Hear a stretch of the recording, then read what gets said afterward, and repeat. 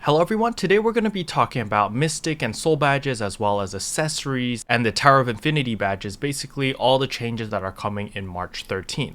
So thank you Yumukon. So the community manager over here, whoever Yumukon is, I'm hoping I'm pronouncing your name correct, but you are a legend. I'm assuming you're also the same person that's answering all the Twitter posts at Blade and Soul, which is very, very helpful. So big shout out to you. Thank you for being so transparent with us, because it really does help us quite a lot as the player base. Basically over here, he's explaining, or she, I don't know if it's a he or a she, but they're explaining how the Mystic badges as well as how the accessory is going to work.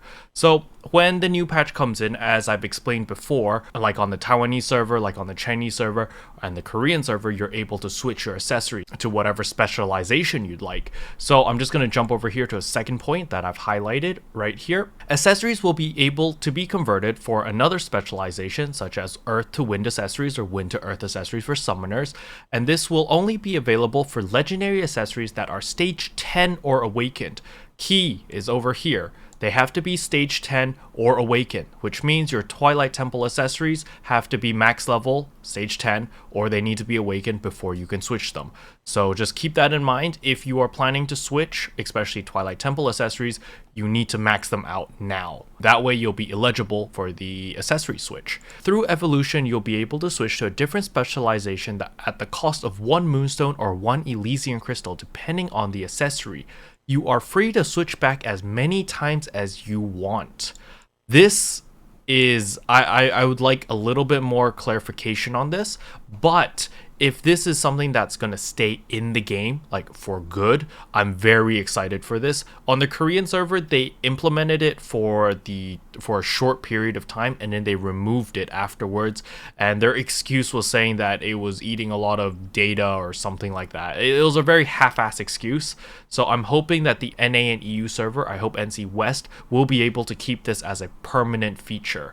If this can stay in permanently, then it's mind-blowing. Like, you'd be able to switch to Earth, to Wind, to whatever spec that you want to on the fly.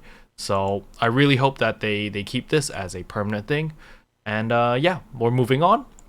Next up is the new Tower of Infinity badges, which everyone commonly refers as the pink badges, will be available to purchase but won't be upgradable or fused for now. So you will not be able to fuse the new pink badges. So if you look at the Korean server, these pink badges are very, very strong, especially when your awakening class comes out. However, they require you to fuse it with another existing badge.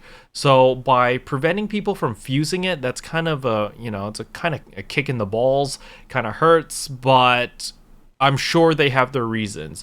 I'm only hoping that since they said over here that not everything here is set in stone and there may be last minute changes before the final build comes out, I really do hope that they consider putting in the fusions for the pink badges. I know that this would be a bigger update, there'd be more stuff to do, but it would really help out the community quite a bit, because a lot of classes really do need these pink badges and their fused version in order to reach their fullest potential.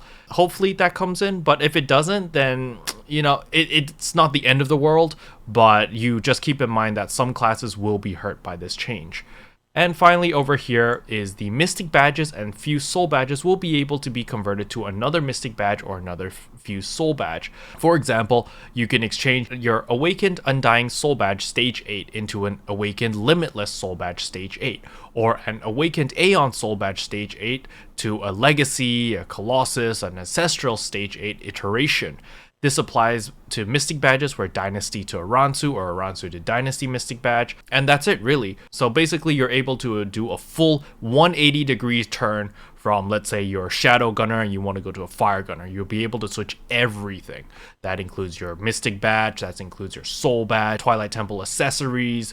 The only thing that you may need to farm for would be your bracelet. You'd have to go to Circle of Sundering, get a unrefined Starbreaker or unrefined Divinity bracelet to switch that, but everything else, basically you're good to go once this patch kicks in. So that's just a small update here that I wanted to tell everyone, sort of like a PSA, since this was only posted 2 hours ago. But basically, yeah, Yomukon over here this community manager is doing a great job. I really, really mad respect to you. Thank you very much for being very transparent with us and just letting us know what's coming up. And yeah, so all of these steps, all of these changes, all of this transparency has, has given me a lot of hope. I really do hope that the Awakening patch is a huge success. As we all know, because of the Awakening patch, there's going to be a lot of returning players, there's going to be a lot of new players, and I'm hoping that these new players and these returning players will stay in the game, will continue to play the game and not just come in, test the new stuff and leave, because our player base, especially on the NA scene, is relatively small. So I'm hoping that we can get some more players interested in the game, because this game is really, really fun. But anyway, if this video helped, I would appreciate a subscribe. It really does help out the channel, and as always, thanks for watching. See you guys next time. Bye. What can I say except